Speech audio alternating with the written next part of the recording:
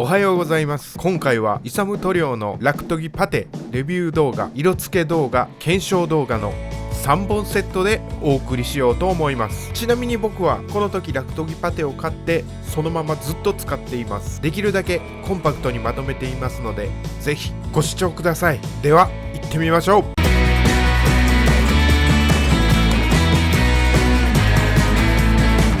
金丸保守株式会社。賃貸でほんまにこういう傷がよくあるんですよね。1個あったら1個2個じゃ済まない数あると思いますけど、これをなるだけ楽にやるにはどうすればいいか考えた結果、名前からしてラクトギパテやから絶対これ楽なはずやと思ってこれをチョイスしました。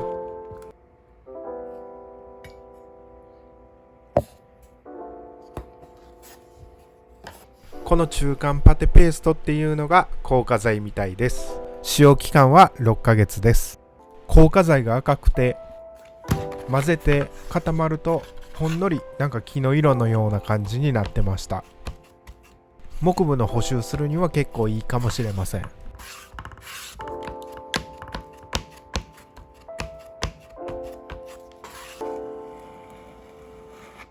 これはもう最初から2回パテ打つって決めて打ってたんですけど、このラクトギパテやったら最初にもう一発でポッと持って削りで面まで持っていけばパテ1回で済むから、そっちの方がええような気はしてます。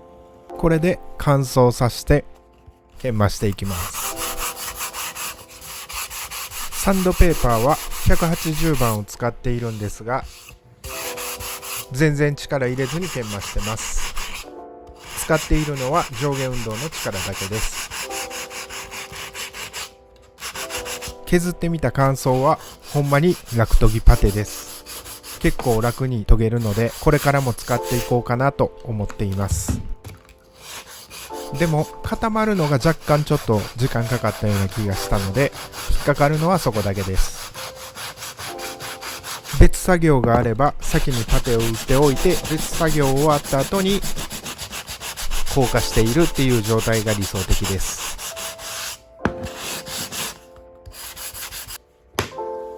2発目のパテ終わって次に乾燥なんですが、この早送りしてる部分はだいたいドライヤー当てながら10分ぐらい乾燥に時間がかかりました。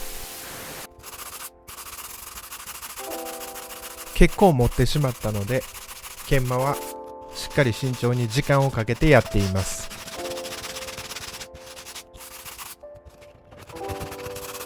この材料は新しいフローリングなんでまっすぐなんですけど、リフォームや賃貸に貼ってある床はもうすでに波打ってる場合があって、サンダーが当てられない時があるんですけど、そういう時は困りますね。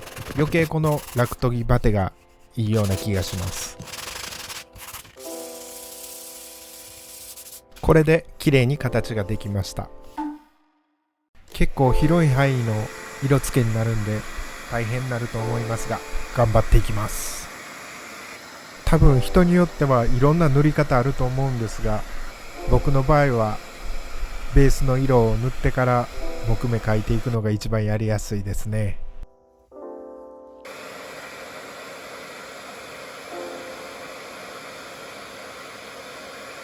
ここは縁をぼかし塗りでぼかして消していってます。境界線をぼかすような感じです。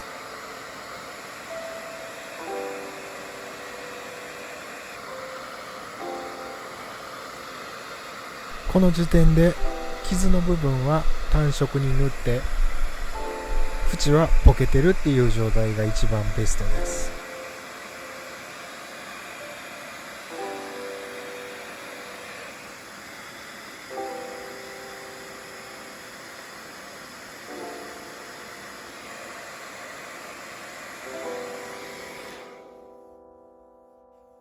ここで元のベースの色がちょっと濃いかなと思ったんで、ちょっと白っぽいのでぼかし塗りでぼかしてます。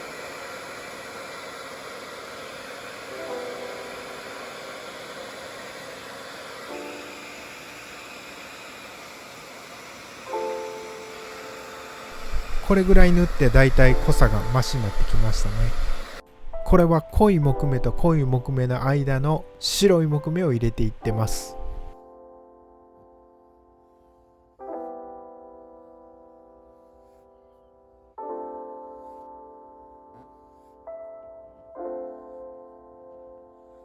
真上から見るとこの板はちょっとオレンジっぽく見えますけど、このアングルになるとなんか白っぽく見えますね。多少方向変色してるんだと思いますけど、これはかなり弱い部類の方向変色ですね。ここは濃い太い木目をダーッと入れていってます。だいたい木目の流れを想像して描いていってます。流れを組みながら描いてるんですが、割とざっくり描いてます。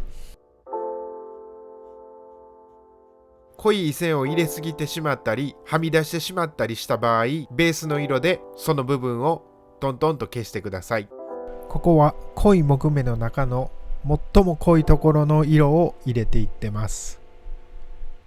濃い木目の中にもやはり濃い薄いがあるので、それを再現しています。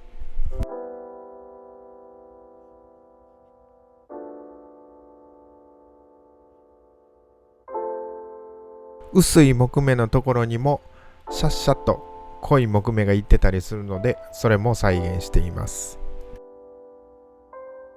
ハードな傷の木目描きは最後調整でなんとか持っていくしかないんで、目離して遠くで見て近くで見てを繰り返してなんとか持っていくしかないですね。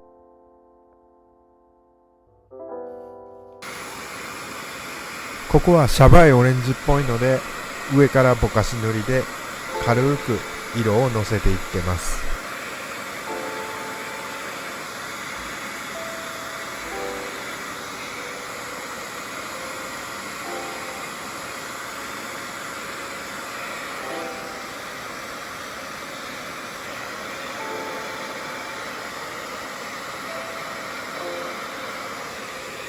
ここで相当描いてるんで、木目の筆目が多少出てたんで、スプレーいってから研磨します。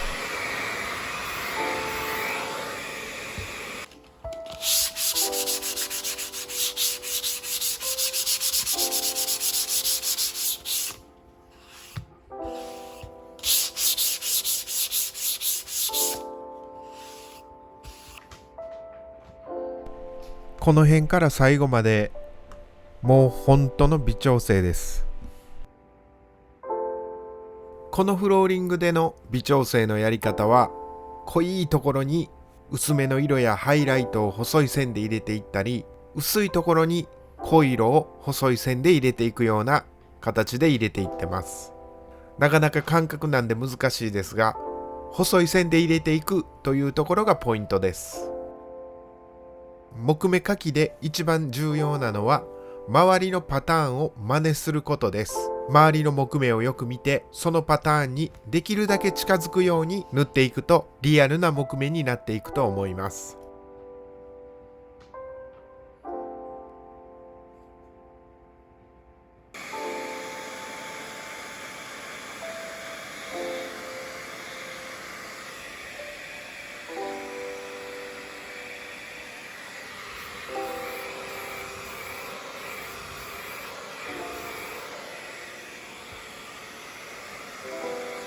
完成です。上から見たときと横から見たとき、だいたい整ったと思います。まずは傷の上を1000回歩いていきます。ちなみにこの紺色の靴下が85キロの体重です。灰色の靴下は75キロの体重です。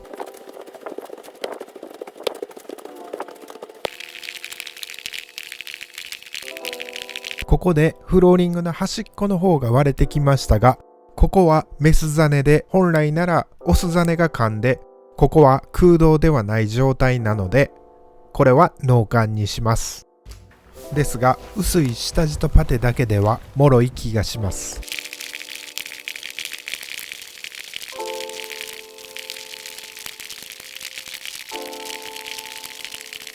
未だに縁も出ていませんし、表面も何ともありません。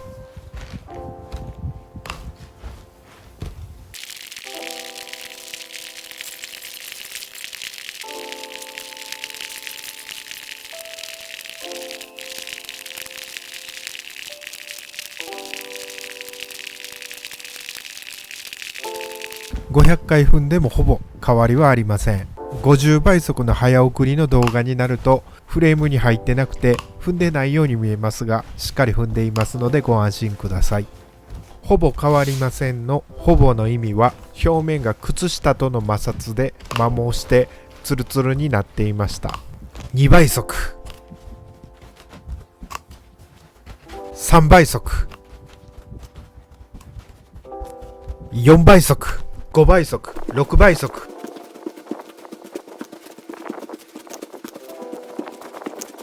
この辺でかなり疲れてきましたが、なんとか頑張っていきます。50倍速。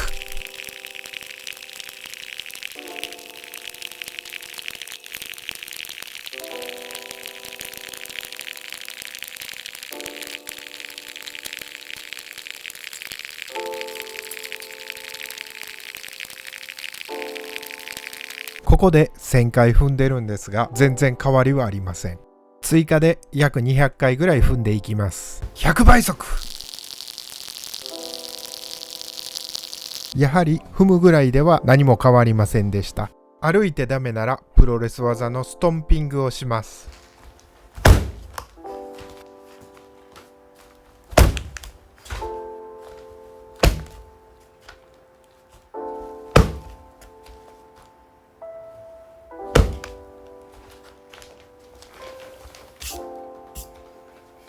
マジでなんでやねんって感じです。表面の塗膜がちょんと剥がれてるんですが、パテ自体は大丈夫そうです。こうなったらもう毛先切りチョップしかありません。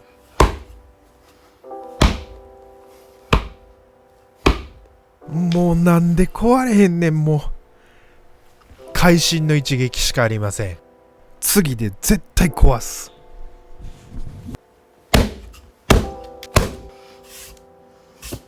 もうなんなんこれ、不死身やんこれ。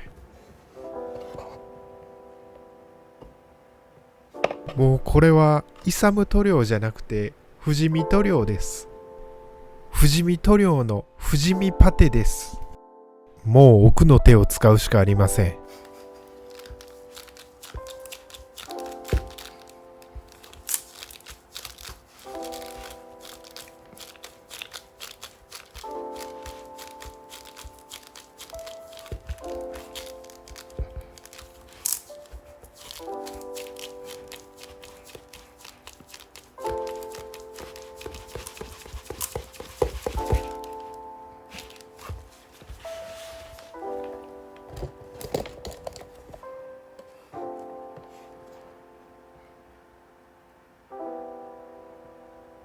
おそらくメキメキ言ってたのはフローリング自体のスリットのところがパキパキ言ってたような感じで、傷の縁が出たりはしていなかったです。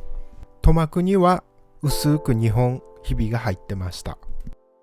この検証を経て分かったことは、しっかりとしたバックアップがあればパテもしっかりしているということです。正直こんなにパテが強いと思いませんでした。さすがにパンチやストンピングで壊れると思ってましたが、参りました。ラクトギパテ、皆さんどう感じられましたか？4ヶ月前ぐらいの動画になるんですけど、この4ヶ月で喋りも動画の編集も少しは上手になりましたね。人が成長するということは新たな一歩を踏み出しているということなので、あったかい目でどうか見てやってください。ではまた次の動画で。ご視聴ありがとうございます。ぜひチャンネル登録とグッド評価よろしくお願いします。